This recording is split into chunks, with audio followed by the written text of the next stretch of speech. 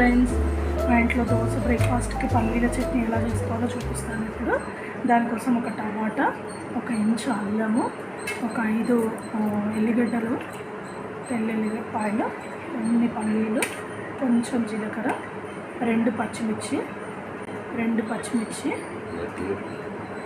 ఇక్కడ కరివేపాకు వేస్తాను నేను, ఎందుకంటే మా పాప కర్రీస్లో వాటిల్లో కరివేపాకు సరిగ్గా తినదు. అందుకని ఇలా చట్నీ చేసినప్పుడు కరివేపాకు చాలా వేస్తాను అన్నమాట. ఇందులో ఫస్ట్ ఆయిల్ వేసుకుందాము. కొంచెము గిన్నె వేడెక్కినాక ఆయిల్ వేసుకోవాలి. ఇక్కడ ఆయిల్ బాగా హీట్ ఎక్కింది కదా, ఇప్పుడు ఇందులో పల్లీలు వేసుకోవాలి.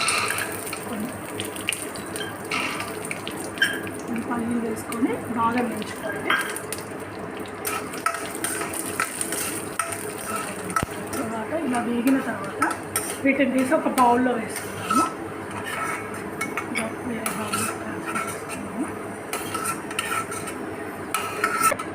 మనం ఇందాక చూపెట్టిన టమాటా ముక్కలు,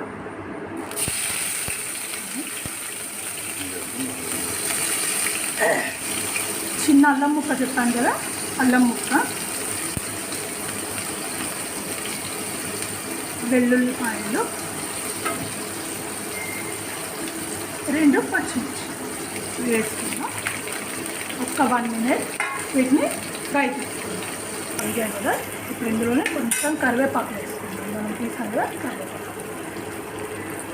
కరివేపాకు వేసుకొని ఇది కూడా కొంచెం ఫ్రై చేసుకున్నాము. చూడండి ఫ్రెండ్స్, ఇలా ఫ్రై అయిన తర్వాత మనం స్టవ్ ఆఫ్ చేసుకొని దీన్ని కొంచెం చల్లగా వండుతాము. స్టవ్ ఆఫ్ చేసుకున్నాం. ఇప్పుడు ఫస్ట్ మనం వేయించి పెట్టుకున్నాం కదా, ఆ పల్లీలను పౌడర్ చేసుకుంటాము. అన్నీ కలిపి చేస్తే మిక్సీ సరిగ్గా అవ్వదన్నమాట. అందుకనే ఫస్ట్ పల్లీలు, కొంచెం జీలకర్ర, కొంచెం సాల్ట్ వేసుకుంటాం. సాల్ట్ వేసి మిక్సీ చేసుకున్నాం ఫస్ట్. చూడండి ఫ్రెండ్స్, ఇలా పౌడర్ అయిన తర్వాత మనం వేయించి పెట్టుకున్నాం కదా, అది ఇందులో యాడ్ చేసుకుంటాం.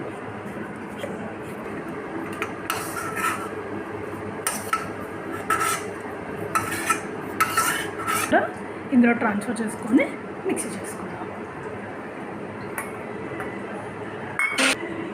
చూడండి ఫ్రెండ్స్, కొంచెం ఒక 2 టేబుల్ స్పూన్స్ అట్లా 3 టేబుల్ స్పూన్స్ వాటర్ యాడ్ చేసుకుందాం. వాటర్ యాడ్ చేసుకున్నాము. ఇందులో మనం కొంచెం కొత్తిమీర యాడ్ చేసుకుందాం, బాగుంటుంది కొత్తిమీర ఫ్లేవర్ ఉంది. చూడండి ఇలా పేస్ట్ అయింది కదా ఫ్రెండ్స్. కొంచెమే ఆయిల్, ఎందుకంటే మనం అన్ని ఆయిల్లోనే ఫ్రై చేస్తాం కాబట్టి నేను కొంచెమే ఆయిల్ వేస్తున్నా.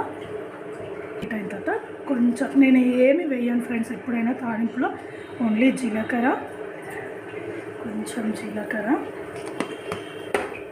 ఒక్క ఎండుమిర్చి వేస్తాను, కొంచెం ఆవాలు వేస్తాను, అన్ని ఆవాలు, ఒక చిటికెడ పసుపు,